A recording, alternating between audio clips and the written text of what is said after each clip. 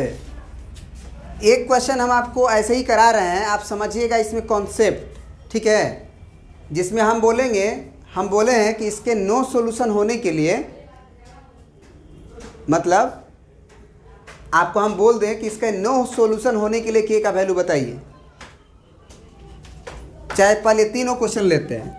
Unique solution के लिए के का वैल्यू बताइए, यूनिक सॉल्यूशन के लिए के का वैल्यू बताइए, और दूसरा हो गया नो सॉल्यूशन के लिए के का वैल्यू बताइए, और तीसरा हो गया आपका, तीसरा छोड़िए, तीसरा हम देख लेंगे, इनफाइनाइट सॉल्यूशन वाला है उसको देख लेंगे।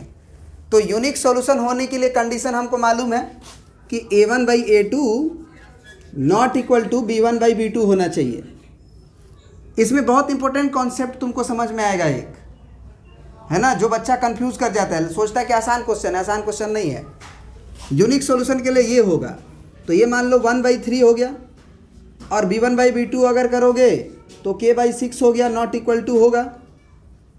बस इतना ही होता है यूनिक सॉल्यूशन के लिए, अगला देखने की जरूरत नहीं होती है। तो यहाँ से हम बोले कि कितना वैल्यू आएगा, तो अगर तुम क्रॉस मल्टीप्लाई करो तो 3k बराबर 6 होगा, 6 1 जा 6, तो k बराबर हो गया आपका 2। नॉट इक्वल टू चल रहा है तो नीचे भी नॉट इक्वल टू ही चलेगा, मतलब k is not equal to 2, मतलब k का वैल्यू 2 के बराबर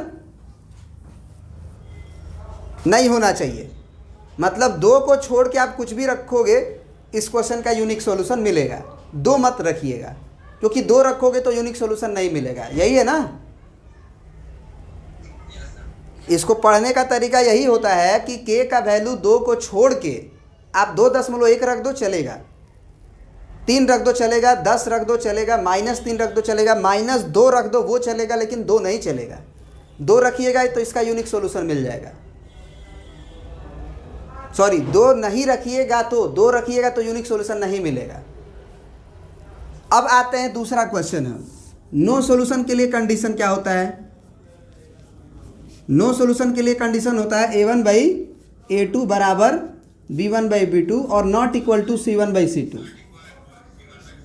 और तीसरा तो आप जानते ही हैं, इनफाइनाइट सॉल्यूशन के लिए क्या होता है आपका,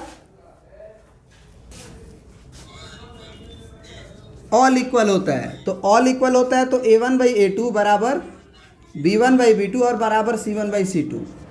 कहने का मेरा ये मतलब है कि अगर ये बराबर नहीं हुआ, ये बराबर हो गया, अब पहले बराबर था, तो अगर अगला बराबर नहीं होगा तभी ना नो सॉल्यूशन मिलेगा।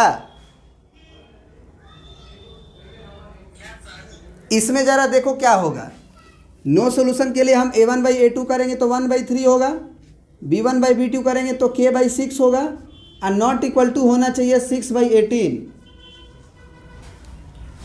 अब यहाँ पे देखो तो ये जब काटोगे तो 6 एकम 6, 6 3 18, ये 1/3 आ गया ना,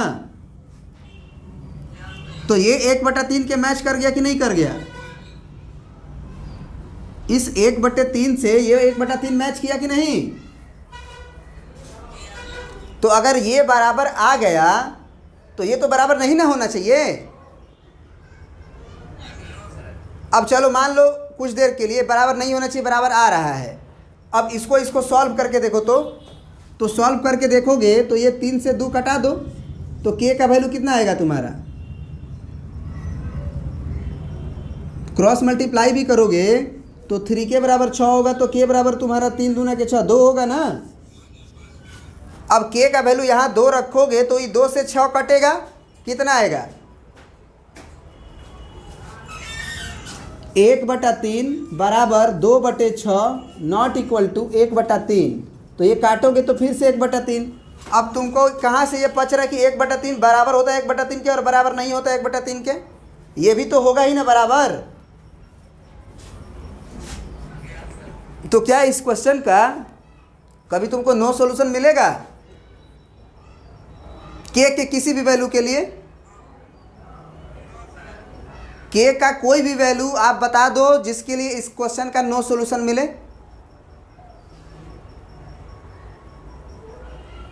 दो ही चीज हो रहा है, या तो पहला बराबर नहीं होगा या बराबर होगा तो तीनों बराबर होगा।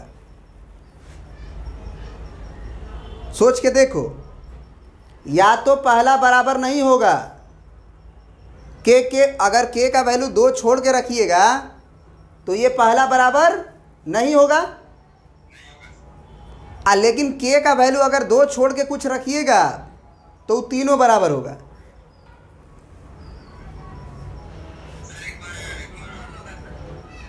इसका मतलब इस क्वेश्चन का नो सॉल्यूशन नहीं मिलने वाला है, या तो यूनिक सॉल्यूशन मिलेगा या इनफाइनाइट सॉल्यूशन मिलेगा। बात समझे? इस क्वेश्चन का अगर हम बोले कि के का वैल्यू बताओ जिसके चलते नो सॉल्यूशन मिले, तो हम कहेंगे दूसरा क्वेश्चन का आंसर कि there is no value of K, there is no value of K for which no solution, for which no solution. मतलब के का ऐसा कोई वैल्यू नहीं है जो इस क्वेश्चन का एक भी सॉल्यूशन न दे। हमको या तो एक सॉल्यूशन मिलेगा न तो तीनों बराबर हो जा रहा है, तीनों बराबर हो जाएगा तब इनफाइनाइट सॉल्यूशन मिलता है, हम जानते हैं। तो ये वाला केस होगा ही नहीं ना, क्योंकि पहला और तीसरा तो बराबर हो चुका है, और पहला तीसरा बराबर हो चुका है तो दूसरा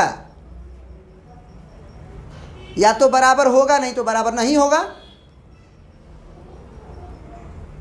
तो अगर बराबर नहीं हुआ, अगर बराबर नहीं हुआ तो यूनिक सॉल्यूशन, पहला बराबर नहीं हुआ तो यूनिक सॉल्यूशन, एक सॉल्यूशन। अगर पहला बराबर हो गया तो बेचारा अगला बराबर है, उसको रोक नहीं सकते हो। अगर पहला बराबर किए तो अगला बराबर हो ही जाएगा, उसे रोक नहीं सकते हो। तो जब अगला बराबर हो जाएगा तब तो इनफाइनाइट सॉल्यूशन मिलेगा ही। तो 2 नंबर का आंसर क्या देंगे कि क्वेश्चन गलत है?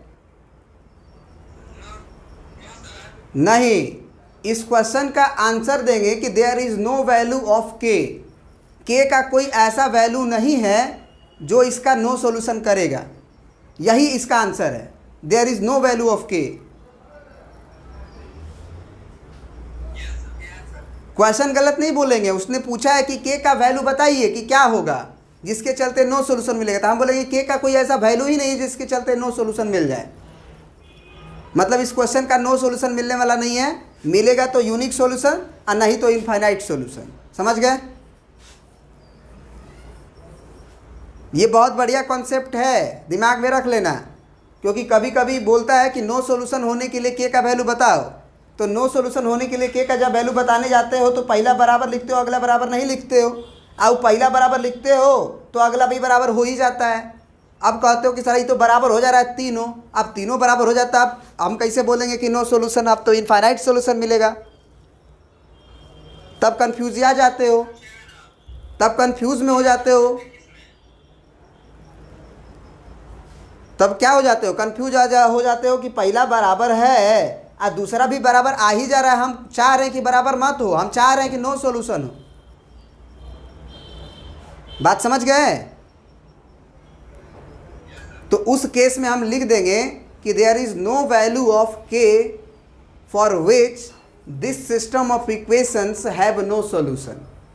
बहुत बढ़िया क्वेश्चन है ये, आप प्रिंट कर लीजिए, समझ लीजिए। अब आगे देखते हैं कुछ और इंपॉर्टेंट क्वेश्चन।